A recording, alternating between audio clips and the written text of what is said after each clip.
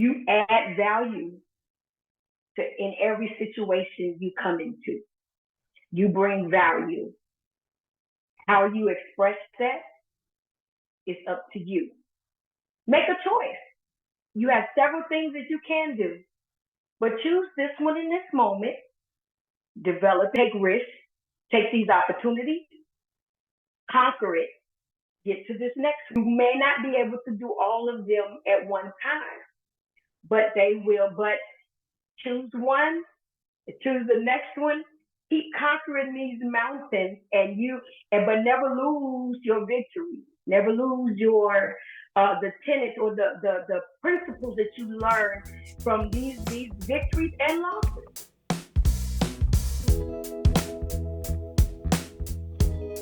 Ladies and gentlemen, when I say I'm bringing family into the God and Gig show today, this is like family, even though it's, you know, they say brother by another mother, sister by another mother, whatever you want to call it, we still have the same father, the Heavenly Father. And ever since I was able to connect with this young lady back in the old days, back when I brought her down to Richmond Heights, to sing at, oh my gosh, it's like ages ago, but now she's back in South Florida, for those of you who don't know, for at least as long as I can keep her here.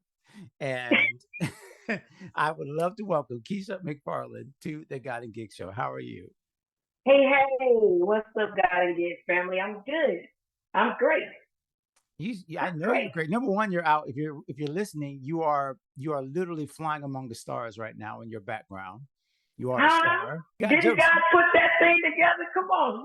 That's right. We talked about this. Jokes. We got jokes and keeps I us. know.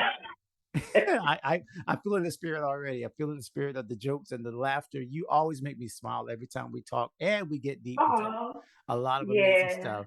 So, first of all, I know this is hard for everybody, but I have to hit you with that 30-second, explain your life story, elevator pitch. But really, what I like to say it is like this: like when people meet you for the first time, what is it that you'd like them to know about you if they don't get a chance to read your bio, listen to your music, listen to you sing? Like, what are those first few things that you want people to know about you? Well, I want people to know that trouble don't last always. I'm kidding. No, I want people to know, honestly, but I'm joking.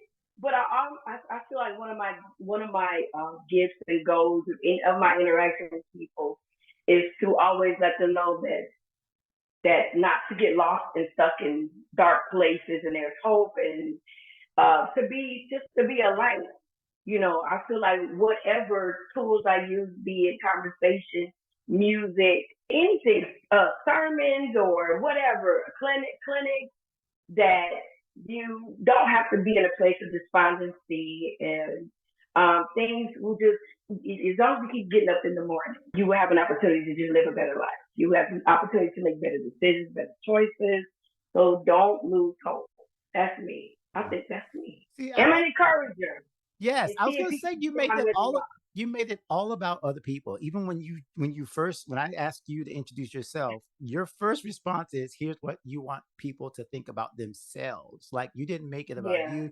You didn't say you're, even though you are, and I will fill these in. They already heard the bio probably, but I'll fill this in. You are a worship leader, you are a vocalist, you are a songwriter, you're a clinician, you are an aspiring author, as I noticed a little earlier you mentioned. Like you have all these other gifts and traits and talents, but Mhm. encourager, the one that you ended up with, that one I absolutely agree with 100%. I see that spirit and I felt that spirit. But tell me now, where did that come from? Where did your desire to help people, whether it be through music, worship, or like that kind of spirit that you have, like where did it start? Did it start from the beginnings? Did something you learned along the way? How did that become part of your identity? Well, I think for me, it started because I've I've lived through rejection, and lived through not being the preferred.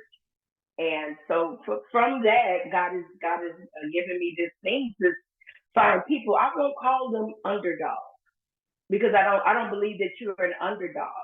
But everybody will experience some form of rejection at some point. And so I feel like you can feel rejected and not accept it. Mm. You can be rejected and not accept it, right? I'll say it that way. And so from that, I'm like, okay, I still have value.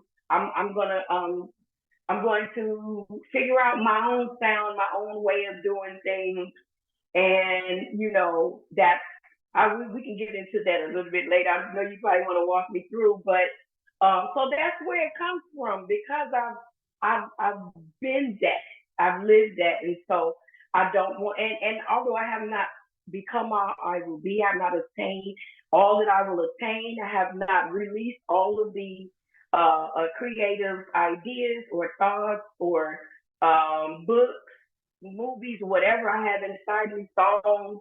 I'm still along the way. I'm, just picking up people to, hey, as long as you keep getting up, you can change it.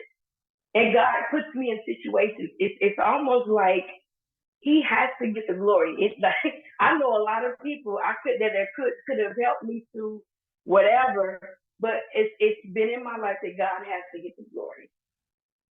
I love it. So Yeah. and from those moments, I gained strength. There is strength in resistance. Like even in working out in the gym, when you get on the elliptical, it might you put the resistance up, Right. and it's hard. It might slow you down a little bit, but if you keep pressing, if you keep going, you're actually building muscle. So I feel like I'm building muscle. I built muscle with a lot of the resistance that I had. Oh, I love it. Now, see, I love that you're right on this track. And you just said about like kind of painting the picture for people because they may not know some of the. I mean, first of all, they would see your last name. Like, I'm sure you've dealt with that. Just knowing the family, knowing the pedigree that you come with. So, tell me a little bit about coming up, growing up in a musical family. How those, structures, I guess you could say, how that foundation helped you build the muscle because eventually you had to deal with the resistance, right? But you started with a nice, I believe, and then tell me, fill in the gaps for me. Okay. It sounded like you started with your family a push to say, hey, this is what our faith is about. This is what singing and music is about, so that you could build that muscle. So, what was that first early training like for you? Ooh, I wish that was over. Obviously, it is. Being a pastor's daughter. My father, just so you know, my father died when I was 6. My birth father. My parents were married. My mother and father. My mom remarried.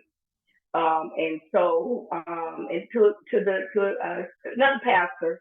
And so it was you have an adjustment period when you're blending families and stuff like that.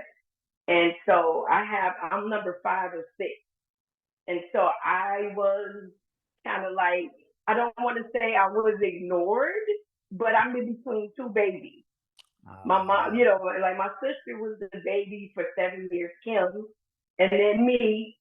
5 years later, 7 years later, me, and then 5 years after me is my baby sister. So Kim was the longest baby outside of my sister, my baby sister. So I'm in between the 2 babies, You got right? a little bit of middle child syndrome, a little bit of that. Yeah. Because my oldest siblings, they're like 2 and 4, So anyway, so with that, because my sister's Kim McFarland, she was a child in Chicago, child prodigy. She's always sang like a grown woman. I say this all the time. And so, but my mom never wanted me to sing. She wanted me to go to school. She wanted me, because I skipped a grade. She felt like it was education for me. And so she was just against it. And of course, sometimes that thing that you're against is what is the very thing that they go after. And you know what I'm saying? I won't say against, but she just did not. She felt like singing was my sister, was Kim's thing. But I was smart, and so they wanted me to be a lawyer and all these kinds of things.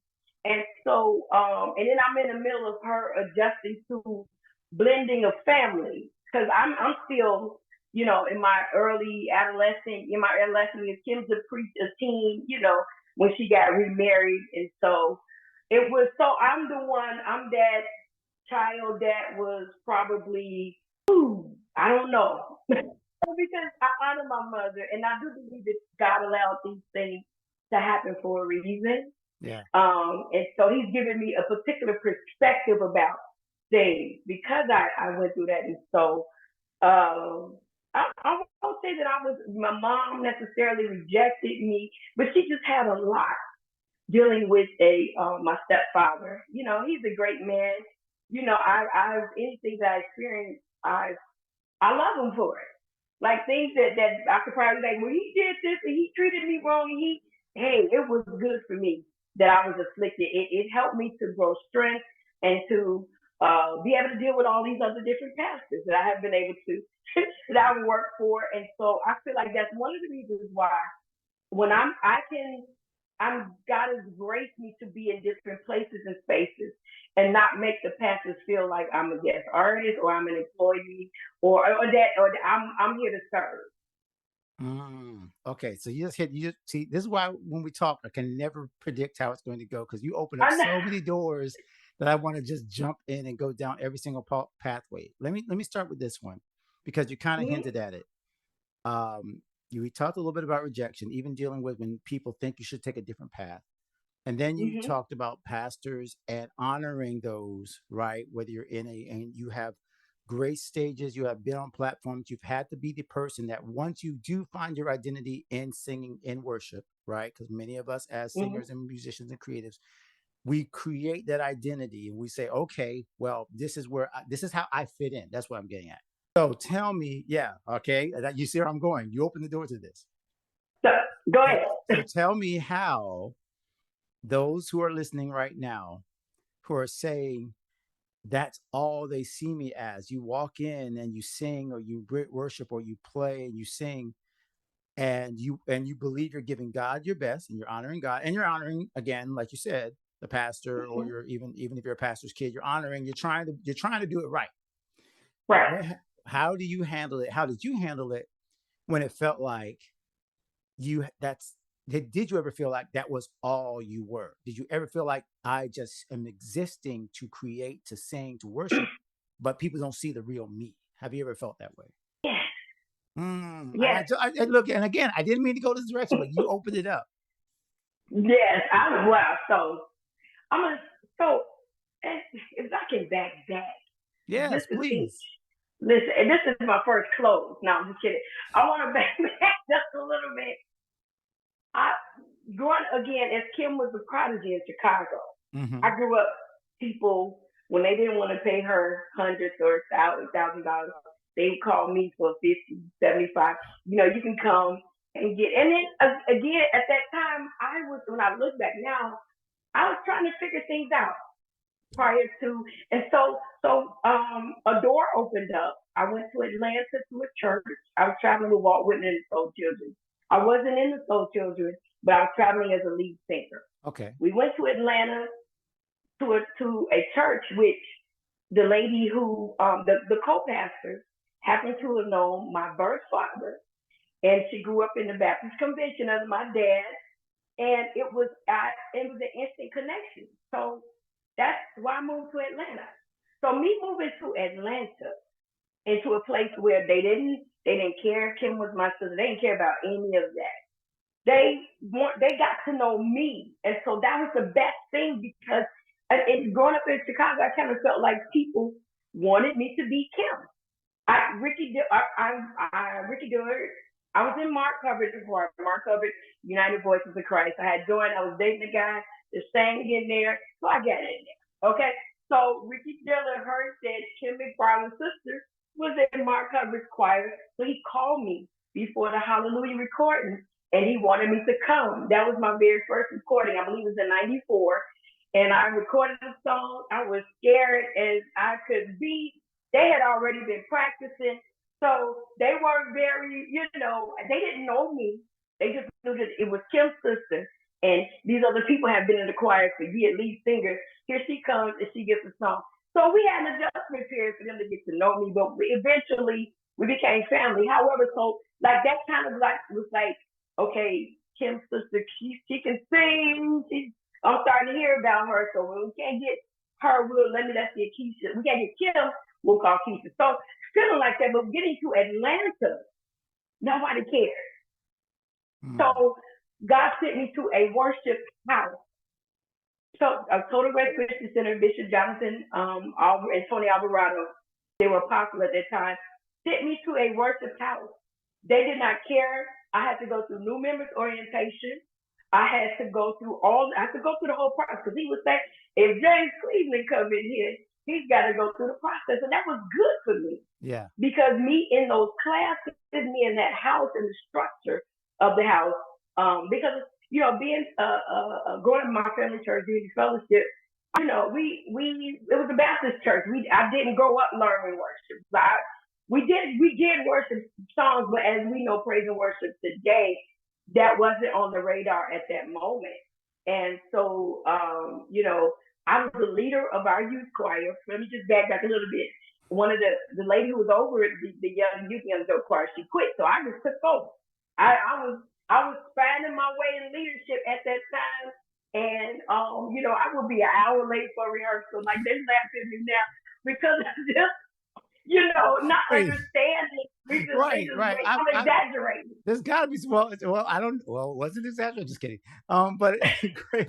But there's a lot of great. See, that's a beautiful thing there. There's a couple of places where I just want to pause because the houses you were serving in make Mm-hmm. sure that you understood the culture and the reason why you were there and who you were versus this Yes. identity. And I'm so glad that's why I appreciate you being so open about that clash of identity between having somebody else in your family that people see as one Yeah. way and you say. So that is really, really eye opening for me because I dealt with this on the opposite side, where Wow. being very honest with you, with my children and my siblings, them looking at me as Mm-hmm. your dad's the player, your dad's a musician, right? And I'm like, Mm-hmm. no, like I'm not just that, and my kids are not just little prodigies Right. running around. Like, so that part really resonates with me because we each need to understand that God sees us as individuals. God sees us as who we are, souls, not just human doings. We're human beings, right? That's right. And so what I love about what you're saying, even as you're kind of like backing it up in terms of like how you came up, even in youth choirs and stuff like that, there's some grace to like figuring this out. There, there's there's Yeah. there's there's got to be grace, and maybe we're not giving grace anymore. I don't know, but especially in ministries, we need to give people the chance to figure things out, work things out. Who am I? What am Yeah. I really about? What is this whole Jesus thing about? And then graduate to leader, singer, performer. I think sometimes we get that backwards. I just love the fact that you went there because that's why I wanted to have you on because I think if we don't have these kind of conversations Right. outside of you know what I mean? Like this is the part that people are Mm-hmm. hearing this that they might have thought it and never said it out loud, especially inside churches. So I mean, what's crazy is I did not want to be. I didn't want to be a gospel artist. And a little bit right before I moved to Atlanta, I was like, oh, maybe I'll sing R&B. I think I wanted to do something that was that didn't put me in the same category as my sister. And you know what's crazy? We didn't grow up in the house, and so that's the people even now on this side of things. Quickie kind of did the Clark sisters. But we didn't him. It was it was very minimal because that was singing was her thing. And I used to feel like, man, I wish we would have. But I'm so glad God did it the way He did it because me going to Atlanta, that put the seed of worship in me. Mm. It exposed me to worshiping. Like traveling with Walt Whitman and so to like that year prior to me moving to Atlanta, we would do the non-African American conferences. So I'm learning how to be to function in Yeah. non-African American audit because it's very different. You don't have to necessarily, which I wasn't even doing at that time, but it's just being your authentic self. We don't have to, excuse me, we call it pump and prime, but it's pump and prod people, excuse me. You don't have to, you are really, your focus is on the character of God in your exhortation moment. And in African American culture, we do it a little bit differently. So just like learning that and then going to Atlanta, didn't care. He would say it all the time even before I got there. You have to go through this, that, and the third. And So me being there, I'm learning worship, taking classes on worship and liturgy. My first Sunday there, however, Christopher Lewis, he was a musician there. He's an artist. He came to me. He said, Keisha, I feel like we're gonna work together. We're gonna do music together. I don't know. I just feel like that's the first thing when we first met. He said, I feel like God showed me that. 4 years later, he forgot. We're working on my record. So he forgot. And I said, my first Sunday, and I was like, and so we're doing a record. And so but when I started doing a record, I started to study about exploring worship, becoming a worship leader, becoming a servant of the house, a Levite. Like this whole intense study started as I'm being an artist. And I'm like, okay, cool. So I'm being developed. And so as time goes on and I'm in Atlanta being an artist and just being able to create on the spot. I was there. I got God allowed me to connect with some incredible musicians. And so we were all young and hungry and we were creating on the spot, vibing, which is kind of what I do now, which is you can equate it to prophetic or spontaneous or, the song of the Lord and this, but that's what I would equate. We were just literally creating on the spot. And I have the liberty to do that in Chicago. I didn't feel like I had it. But Atlanta took off every education that people had. And I just was able to even, using my breath as, breathing as a moment, like I'm literally catching my breath and it sounds like I'm being creative. Just learning how to, use a microphone. Like, I don't know if I'm going to hit that. So let me pull it back. And I know these last 3 words. When you feeling just learning myself, and I was getting a lot of calls. I remember Tasha Page Lockhart would come to my show and come to the shows and everything. So, and we've always been really cool. And then she invited me to Detroit before she gets like that. So we were, because she was like in Atlanta when I was, becoming. So that's fast forward. I don't mean to fast forward. But so we have that. And then, so I'm learning myself. So then I go back to Chicago because my stepfather, my dad had a stroke. My mom was like, help. So I'm like, okay. But right before I left in 2008, January, backtrack to December, fall of 2007, Kevin Bond, I believe he was still in Newburgh. He hears about me. I was singing with background for Darwin Hobbs at that time. I was doing some studio work with Mercy. And so, I'm sorry, Pastor Bishop Mercy, William Mercy. Yeah. Just, I got into a car accident one. That's how I remember, like, on the way to the studio with Bishop Mercy. So I was doing a lot of sessions in Atlanta. Just getting calls. So there's a tour coming up, Sisters in the Spirit. Kevin Bond calls me to come and do the tour. We're backing up Andy Stone, Yolanda Adams, Dorinda, Kelly Price. It was a tour.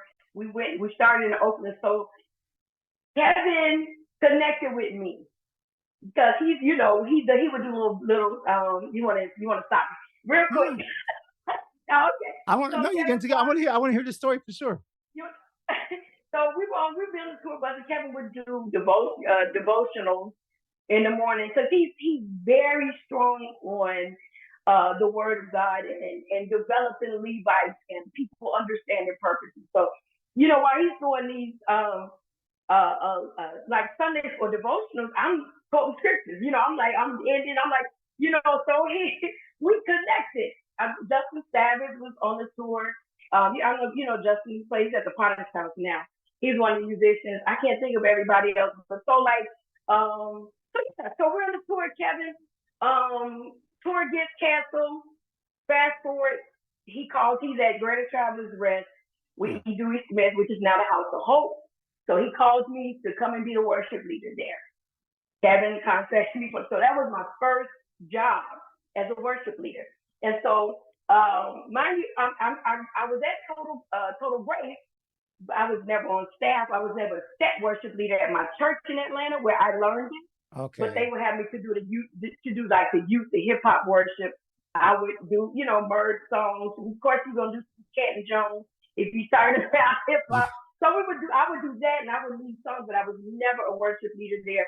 Kevin Bond called. That's my first job. Wow. So I know I was literally about to get to that. I was about to ask that question about the most surprising or the most interesting kind of path that God took you on to which stage. And so that's the first one because you just said it like you were session. Yeah, I heard the part. You were session vocalist, BGV, Hmm. and doing the thing.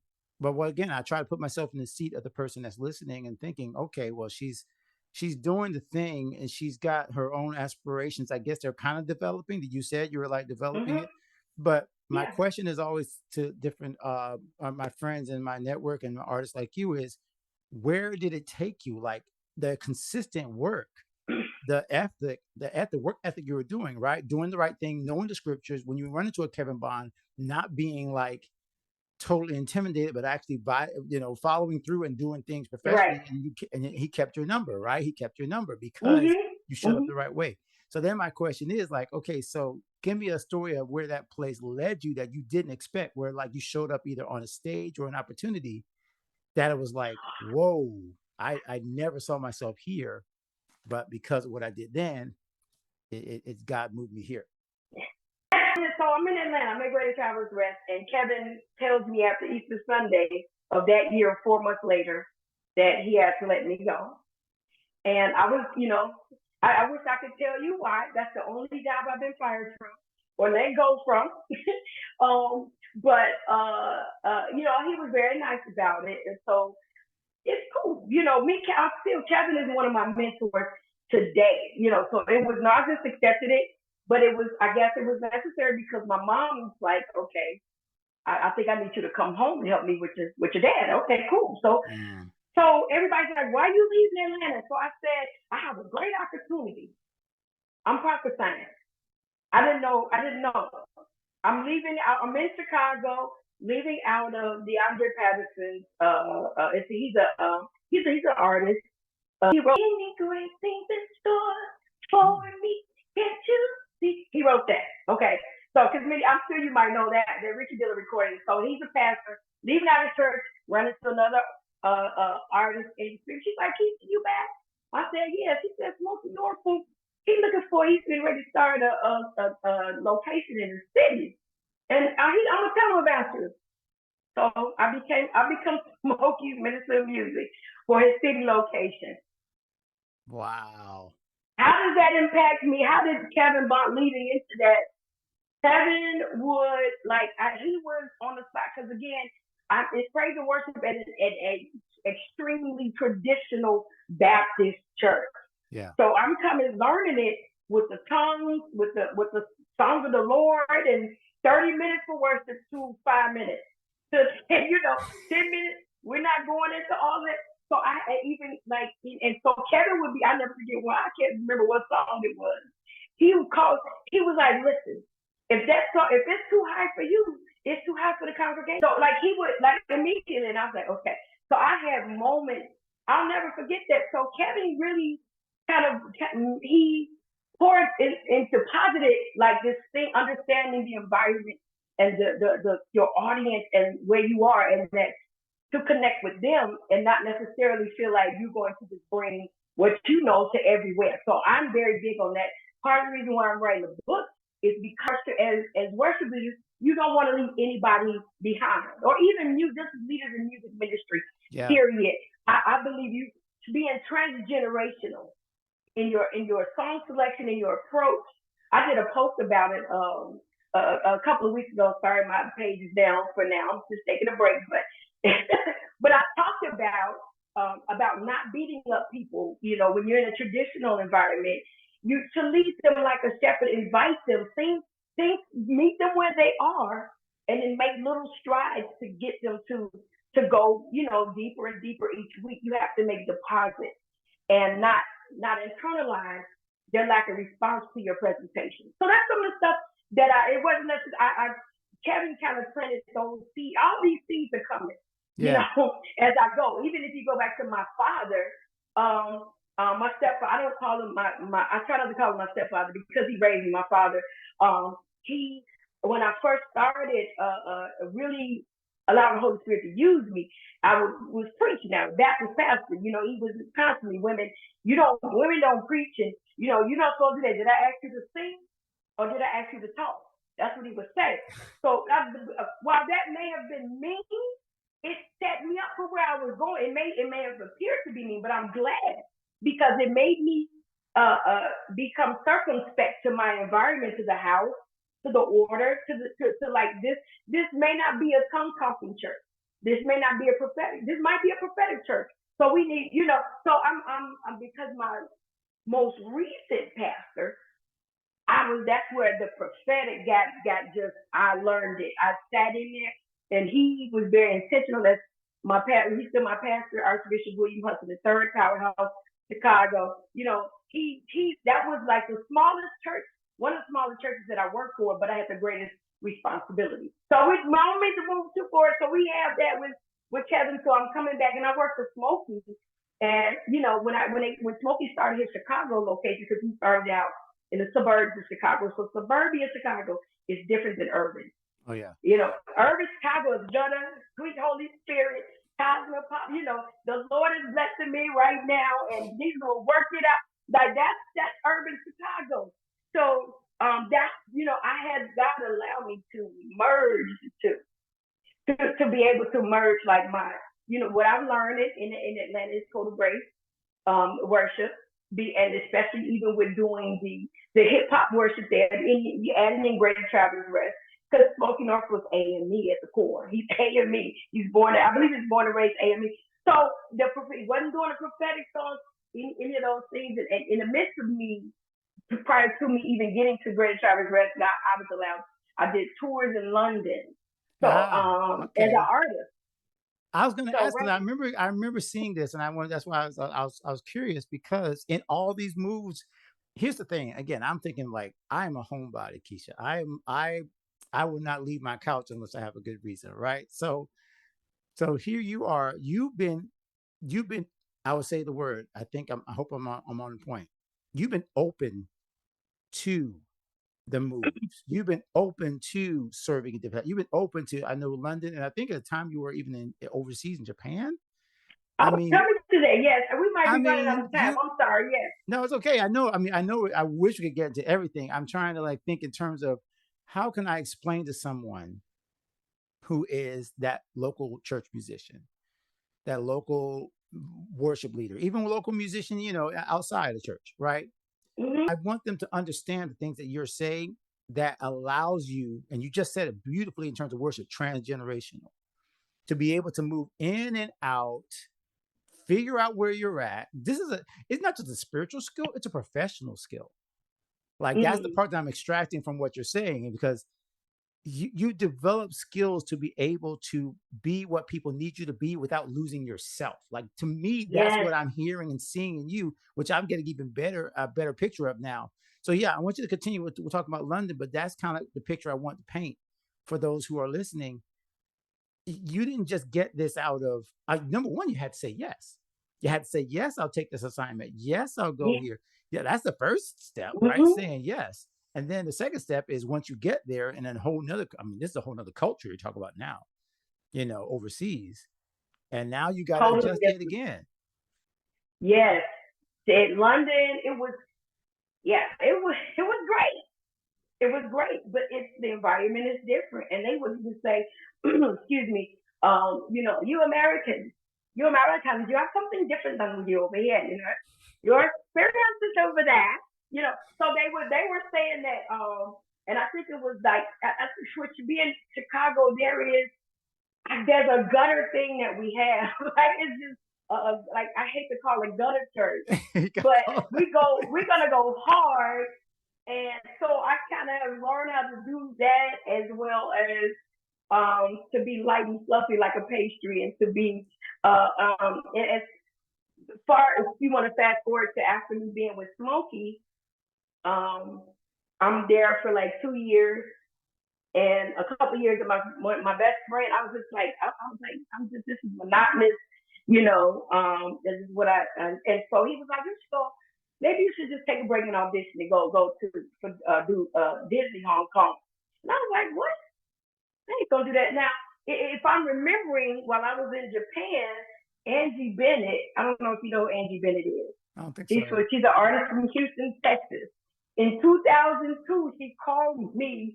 That's when they opened up Universal Studios in Japan, and they started the Blues Brothers show with and so she was the first person, one of the first people, excuse me, to have that role because she's a gospel singer. So the Blues Brothers show, they want the big gospel sound, and gospel was introduced to them through the movie Sister Act. You know, people know that. The movie Sister Act was humongous over there. I did And so, wow. Yeah. So Andy called me in 2002. Let's fast forward to 2010. I end up, my friend, he said, go audition for Disney. I looked at Disney. I missed the deadline. I end up auditioning for Universal Studios Japan. And when you sign up, they wanted you to learn a song from the show Wicked. I didn't see none of that. I just wanted something different. I've been leading worship every Sunday, and I'm literally singing until Pastor Norfolk comes from 45 minutes away to the city. So like even when we first, they were like, okay, worship be 5 minutes. So the first Sunday, it's like, he's not here yet, keep going. So it ended up being like 30, sometimes 40. So that helped me to always be prepared to keep flowing so that it's seamless for the people. So I gotta have a prayer life. I gotta stay connected here, God. What you want to say? Okay. So with that, so I'm there. And then we audition. We for Universal Studios, and so I met the audition last one there. Okay. I was like, I didn't know. They were like, okay, just think. So I go outside. I'm like, Marty, I know this song from Wicked. He said. So I had a sister. I planned to do joyful. Okay. So I was like, so this is my best friend. He's got his master's. He's a classically trained, master's in classical music, all that stuff. So he knows about music again. So fast. He's like, just threw his eyes on the Pharaoh. Got the sheet music for that. So it was a white pianist. He gets it, and I told him. They're like, no, we just want to hear you sing. So I was like, here's the thing. He said, we're just gonna go to church. And when I got done singing his eyes on the Pharaoh, it was like tears, because I was literally singing like in my life. I mean, so the presence of God came in there. It's so much that if I talk to the guy who was in creative department USJ, he still talks about it. There'll be an impact. To God be his glory, because I don't know nothing. This is new. So I get over there. I'm a singer. I can box. I can do a shuffle, slide. So that's about all you're going to get from me. You know what I'm saying? So choreography. It's all the choreography. No choreography. It took me forever. We had single ladies in the show. So, it was crazy. So I get there. We do that for a year. While I'm over there, connect with another girl from Chicago. She's been there teaching gospel music. So when I'm done with my Universal Studios contract, with singers, if I could just say, you learn how to sing your mask to place your voice so you don't get hoarse. I learned that prior to my best friend taught. He sowed the seed, but it locked in over there, in Japan, because we're doing 4 to 6 shows a day. Wow. But it's pop music, so it's not gospel. So it's not hard. A lot of people lost their voices, but because I knew how to place my voice, I never got hoarse that I couldn't perform. So we got that. I'm done with the contract, and it's like, what do I do now?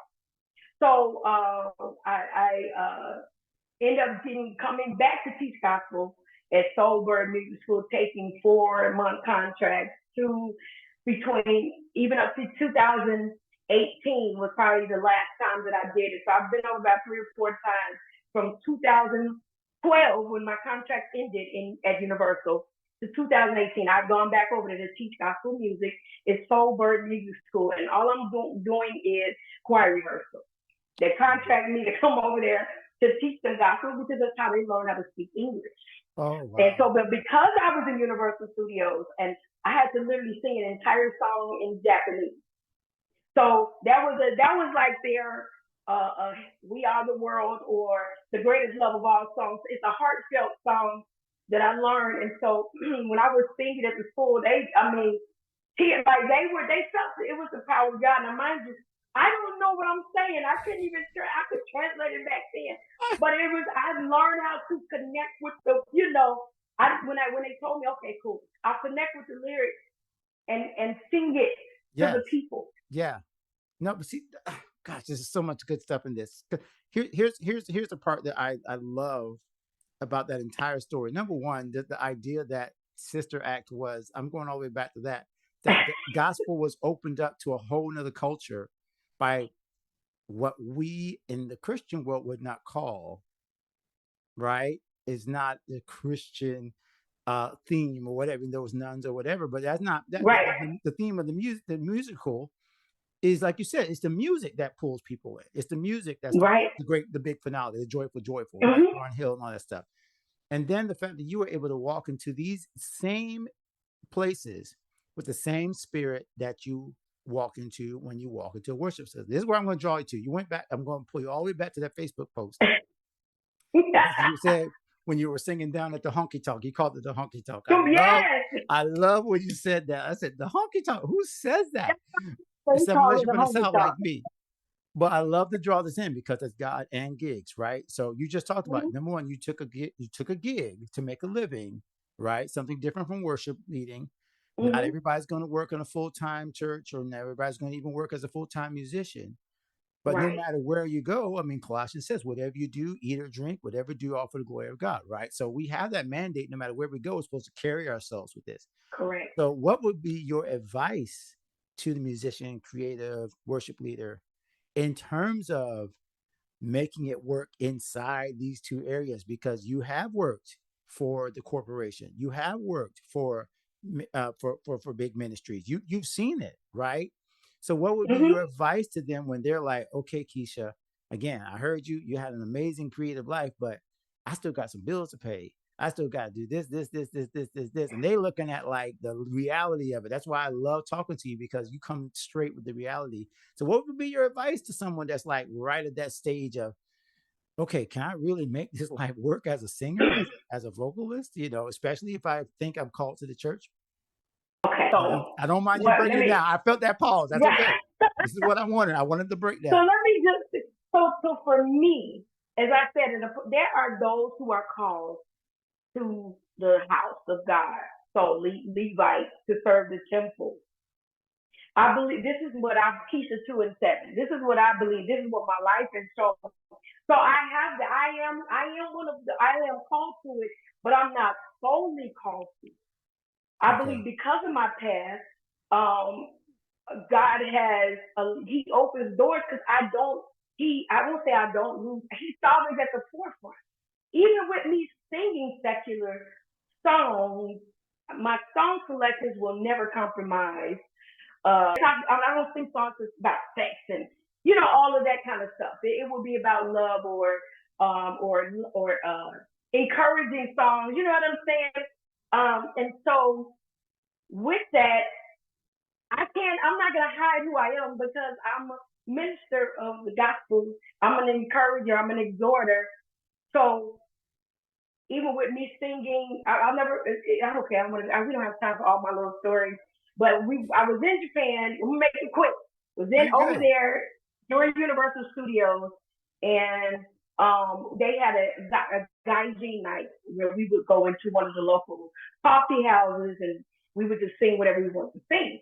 So I'm singing. Gaijin means foreigner. So it was a foreigner night where those of us who are not from over there, a lot of that we were contract, because we all lived in one big building. They call it a mansion. One big apartment building is where they put everybody. So those of us who performed, sang, danced, we were there that night. And so the other people were there. So I'm singing Tell Me Something Good. And one night, I think it was a 2-night event. So Tell Me Something Good, right? Shaka Khan. And so in the middle of it, I'm like, some of you all, God wants you to know that you're beautiful. I started saying something, I'm saying what God says about them. And, okay, cool. So they were like, next night I do, sometimes you want to go where everybody knows your name. and they're always glad you came. Right? And so I started the spirit of the Lord. You can't tell me that it wasn't him. He led Mm. me to start ministering to them. That some of you all are in your rooms at night questioning yourself. You're lost, but I want you to know that God knows your name. God has thought about you and is thinking about you. You are considered. You are so. It just went on. I mean, it was so crazy. The people who knew God felt it. They understood that it was the presence of God in that room. So we may start here, but we may start. But we're going to end up at a place of encouragement. So how can you? And everybody may not be called to that, but to do to function dually, if I could say it that way. Yeah, I hear you. Yeah, exactly. Exactly. But life has shown me how to pull out what when. Because I'll even say, I can feel your presence in the air tonight, oh Lord. I've done it in church. I've done like you, because I feel like everything that God created is good. Yes. The enemy can pervert lyrics and can pervert the notes to, you know what I'm saying?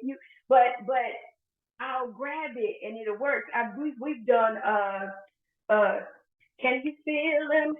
Can you feel like I'm saying, can you feel it? But can you feel him? Can you feel the first God? And it's just, it's like, so people stick with it. We've done I'm Not Forgotten, right? Yep. Israel Houghton. Right. But I have the single ladies loop. That goes hard though. I can hear it. It absolutely will go. I was driving to Atlanta and I was listening to single ladies. I was like, okay, so I started doing it. So those are the things that I do just to kind of grab different people. Of course, there's some people, oh, you don't do that. That made me. No, we don't glorify. I don't glorify that anymore. I don't. I don't even like talking about the devil and praise and worship. I don't. That's not his case. It was armed to us this past Sunday that the devil is a liar. God, I did this. I've probably said that a few times, but I rest it to God is exhausted because, I'm switching because I don't like to talk about the devil and worship. I love that. That's not his moment. That's not his stage. Right. Even in warfare, I'm not gonna give him. Like you, okay, we'll make a reference, but that's not his time. So how can you? You're trying to. The thing, what I know is that if God gives you a gift, He's wise enough to give you an audience as well. So the way that you will I believe in your private time with the Lord, He will strengthen that because I've been alone. I can't say that my sister didn't do the things that I've done. She sang with Milton Bronson. She recorded incredible staple songs in gospel. So I didn't have her necessarily as a reference. I'm just my mother. She would be like, I don't know where you're gonna end up. You just go with the wind. Sisters say that to me. The first time, because if I could say, first time I went to the country was with Bashar Mitchell before he became who he is now. Years in 1997, I went to London with Keisha Mitchell, and my mom was terrified. That was the first one of her children to go out in the country, So she was like, "I'm just gonna pay your life insurance stuff." It scared me, but it didn't stop me. I still went. So I went after that. I went to Rome with Ricky Dillard. Went to Israel with the Soul Children. Then ended up going to Japan and London, back to London again as an artist myself, as a tour, as an independent artist. So all these I'm learning. I'm developing who I am because there was no paradigm for it. Wow. Yeah. I didn't have anybody. Yeah, but I love that part right there that you didn't need. Okay, shouldn't say you didn't need a paradigm, didn't need a blueprint, because that sounds like almost like he didn't allow it. But yeah, but I would have been trying to be like something. Other people. Yes. I think you form the blueprint as you go. He has it in his mind, but I think the key part of this is taking the actions, taking those small steps. Because I have the same risk.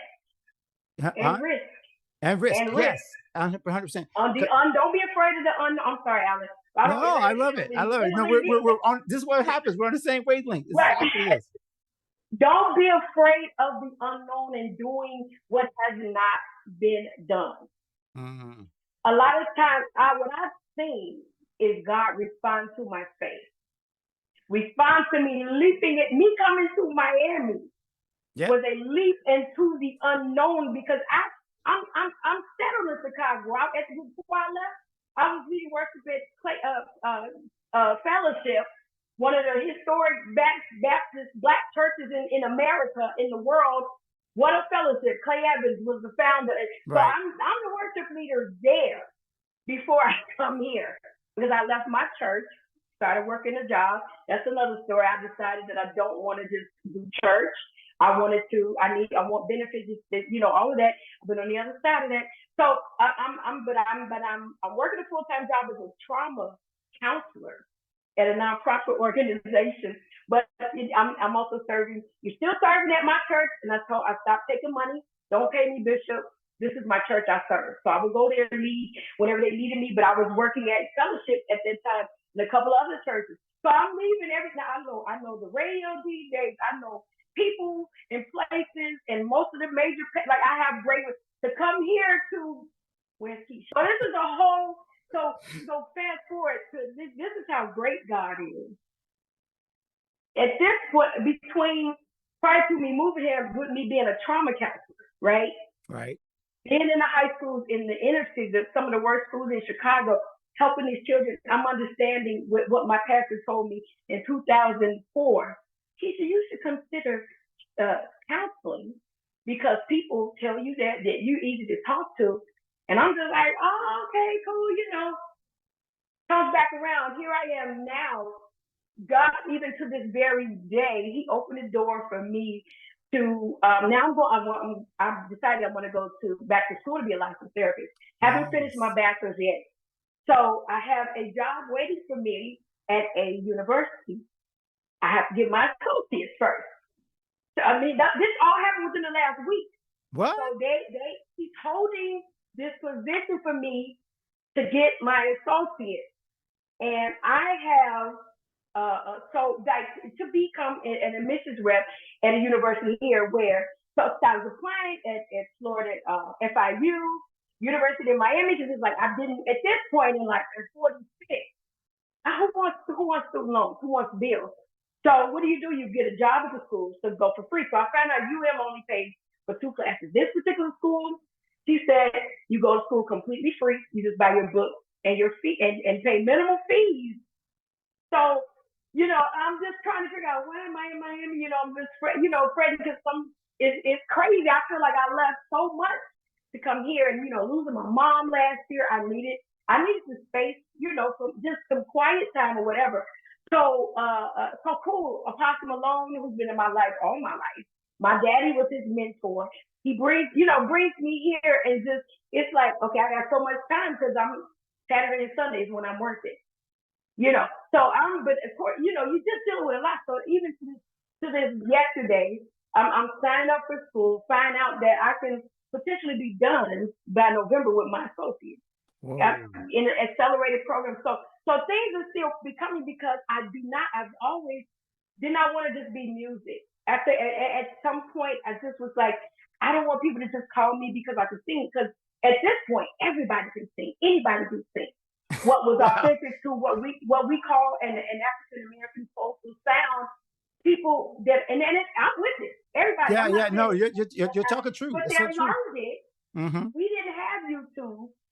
We had maybe cassettes and records, but we didn't have the digital. You can, you go back right. And slow it down and the and people everything. who before us, it was from strictly your Aretha Franklin, your Al Green, the people Sam Cooke they created the blueprint for soul, R&B music, even hip hop, all of our neo everything that they were the authentic because those were leaps of faith. Even with James Brown going to the fore, like all of that was like it wasn't because it didn't make sense. Things that didn't make sense musically. So, but they didn't have anything. We had them. Right. But these kids have YouTube, which they have everything. So you got 3 and 4 year olds coming out just wearing it out. So I know that people who need somebody to talk to help to listen and to kind of help them manage their emotions as they're processing, becoming, being, and figuring things out. Yeah. And so this is the reason why I want to become a licensed therapist. So I'm going to become a licensed therapist for not just for Chris, but just period because my life has shown me many things. And when I was trying to go to school before, I didn't know what I wanted to do because I could do so much. Didn't know. Yeah. Yeah. Oh, that, yeah. Now Go ahead. that part right there, I want to cycle it all the way around because you started it with encourager. And what does a therapist do? A therapist listens and through that encourages Mm-hmm. somebody. Yeah. So what I'm, we're going to, And minister. and minister. And And minister. exactly. Yeah. And the key is, I'm going back to the scripture where it says the gifts of calling of God are without repentance, right? Mm-hmm. God doesn't call them back. The gift, however, isn't, we singers, musicians, creators oftentimes thinks that gift and calling means singing or means creative, when it actually is the gift of faith, the gift of prophecy, the gift of encouragement, right? Exactly. So the gifting that got put in you, even though people didn't always see it in that frame because they either saw a singer or they saw Kim's sister, or they saw whatever, God knew what he put in you. And now, even now that you said it's a new assignment, it's a new place, but the same calling is Mm-hmm. coming out, and it's coming out in a whole nother way. Meanwhile, you still get to do your creative. It's like it's both and. That's Yes. my thing for everybody. I love the fact that we kind of blew away all the labels in this interview. This wasn't about Keisha the worship leader only. It wasn't only about Keisha the singer, Keisha the author, or Keisha the therapist. Like all these things were like it's just about Keisha. And The how one thing is encouragement. yes, Everything goes exactly. back to that one thing. And so these different tools I use, like I said, conversation, song, scripture, sermon, everything goes back to the one thing. And I'm my pastor, Archbishop Hudson, my pastor now. He took the staff through this one thing study, and I'm so grateful for him because I was able to identify the one thing. It Yeah. goes back. So all of those, the outlets, the expressions go back to that one thing. So that's one thing that I do believe that you as an artist just settle down and figure out, or as a creative period. Yep. Because it's what is that one thing that could tie all of your expressions together. So yeah.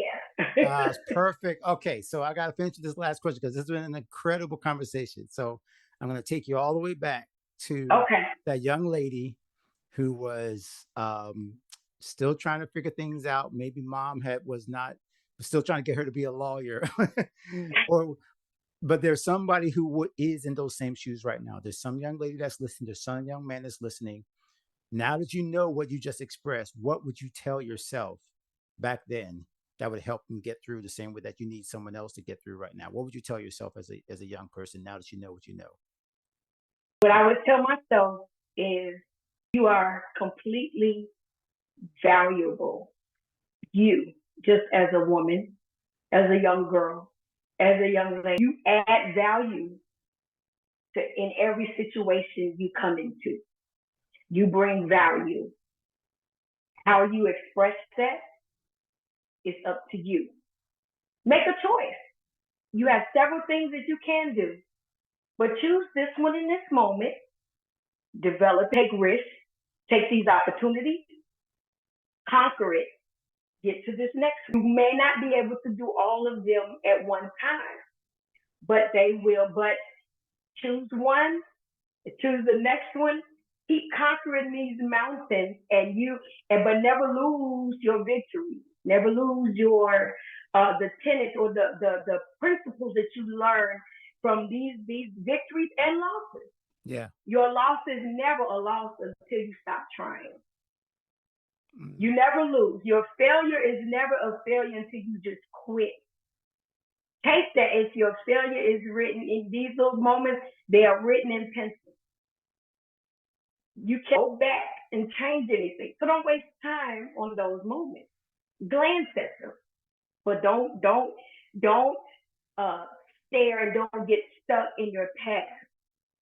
Your rearview mirror. This is all I'm saying to myself. Your rearview mirror is small for a reason, but your front window in the car is huge because you have so much territory in front of you to cover. So you can glance back. You can glance, but if you're gonna move, if you're gonna put your foot on the gas, you can't do it like this because that's when accidents happen. You can't do that. I also would tell myself, get up every day with new mercies because that's what the Lord, that's what Jesus died for. That's the work of the cross, receiving the full work of the cross. And what you did, it doesn't even belong to you anymore because Jesus paid for it. So you can't change it. Stop, get from back here. Let's get here. Let's be future focused and forward focused. So, and what you, and again, what you may feel like if it may not have worked out, keep striking the ground because you keep striking the ground because you're gonna keep attaining different victories. And with what may be deemed as failure, you've got some incredible strengthening moments and nuggets that you can chew on constantly. If even if not for yourself, it may not always be for you, but for those that are coming behind you. And don't be afraid to share your story. Okay, I'm closing. The Bible says they overcome by the blood of the Lamb and the word of their testimony. I feel like part of the reason why so many people may still be bound because those of us who have gone before, maybe a little bit older, are ashamed of our testimonies, ashamed of our past. Listen, my second cup. I did it during the when the pandemic first happened. Pandemic started in March, April, and May. I did one of the first live stream concerts. I did it, and I talked about having an abortion, and my mother didn't know about it. I never said anything about this publicly, and so and my brother was like, "Well, did Mama have to find out with the rest of the world?" But when I got messages from men and women saying, "Thank you for being transparent," I experienced that. You just helped me to start the process to get over and forgive myself for it. Because I had to forgive myself for that. I had to, I believe that God used me to unlock people because if you go back now, people still, will talk about, they will inbox me saying, wow, thank you so they overcome by the blood of the Lamb. We have keys to unlock people, to help people to take the chains off of themselves to be free. And I feel like that's one of the calls God calls on my life is to release people. So yeah, that's what I would tell myself. I can't run it back down to you because I'm I'm doing it as we go. You did amazing. That's such a beautiful, beautiful, beautiful way to close it. It's because your spirit kind of radiates out the authenticity. That's why you're my sister. That's why I love talking. That's why I would love to keep this going. But for now, we got to close it off. So now, when you come back on social, because I know you shut it down to get focused on your book, how can they find you? How can they stay in touch with you if they want to find out more about what you're going to be sharing, either online or maybe very soon, new music or whatever you're going to be putting? We got music coming out. It's ready. It's ready. It's half of it's ready, four in the oven. So I'm done singing. We're mixing it. So we will have. You'll catch me on Facebook. Keisha, Keshia, Keisha McFarland, Keshia. You can find me on Facebook. We're relaunching kmaglive.com. So I will when I come back on here, we'll be ready for all of that. So you'll be able to find me on Instagram. It's KESHMAC, Keishmac, on Instagram and TikTok. And then you can find me on my knees. Praying for you. Okay. Oh, see, that's because I'm playing around. Oh my gosh. Lord, she said that was okay. I No. said, ain't nobody praying for you but me. Ain't nobody praying for you but me, Alex. Ain't nobody praying for God to get. So that's what Thank you can God you vouch are, for. because I look, I'm so glad because Lord knows I need it, and I probably wore everybody else out. But look, thank you so much for being a part of this podcast. It's been Yes. a joy talking with you, and we're going to have to do it again sometime really soon. God bless you, my sister. Absolutely. Thanks for having me. Love you. Thank you so much. Thanks everybody for listening. My friend, thank you for watching this episode. If that blessed you, you got to make sure that you stay connected with this community and this channel so that you can get more where that came from. We're sharing great interviews, tactics, strategies, mindsets, lifestyle choices, everything that's going to help you become a totally confident creative. And don't miss an episode of the God and Gig Show. If you are staying connected to our channel, you'll be able to find us anytime we release new episodes. And you can check out some of our archives of almost 200 episodes now that we've shared over the last few years. Make sure you check out one of the suggestions right now because it's probably perfect for you to continue to develop as a creative. And continue to stay connected with us because we're here to help you become the creative that God created you to be. We'll see you in the next episode.